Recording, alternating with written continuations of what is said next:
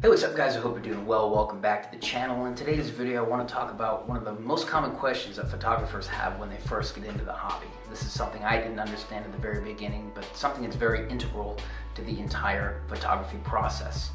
And that is, what does RAW mean?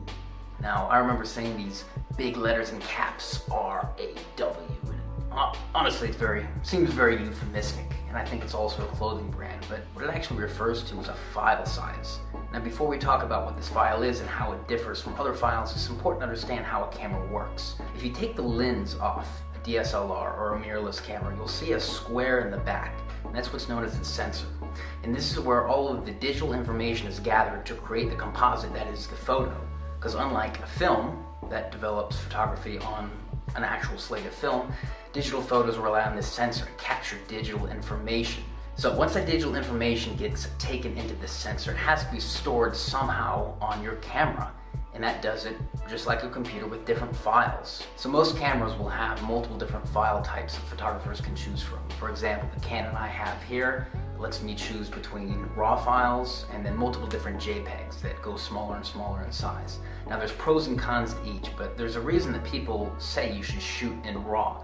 And that is because when you shoot in JPEG, it compresses the file and you lose a lot of detail and quality. RAW actually refers to the maximum amount of information that sensor in your camera can gather.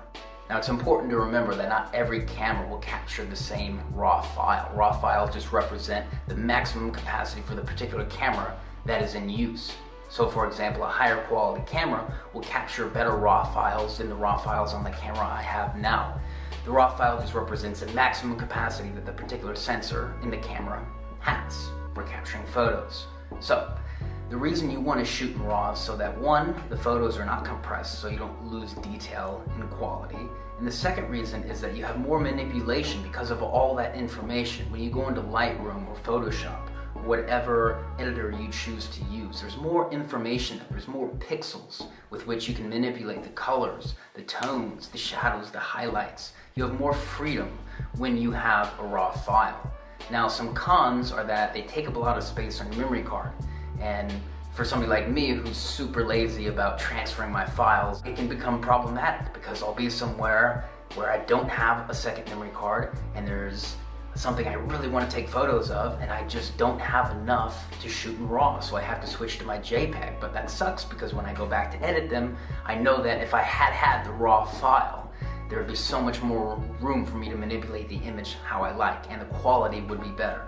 And the second con is that it takes a long time to transfer them into your camera, backup device, wherever you're saving your photos. So even considering those two drawbacks, there's really no reason not to shoot in RAW. The only reason you wouldn't is if you don't have a camera that can handle that kind of file capacity. There are some lower level cameras that can't do that.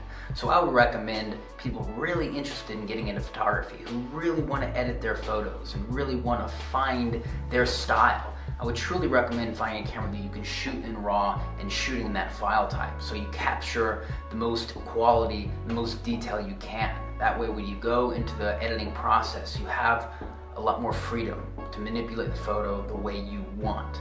And this is really where photography is fun, at least in my opinion, is taking an image and then making it yours in the way you want. And RAW files give you the most freedom to do that. Hope you guys enjoyed this video. If you did, please consider subscribing, give it a thumbs up, and leave a comment if you have any questions, comments, or concerns about what we talked about, and look forward to making the next video. See you then.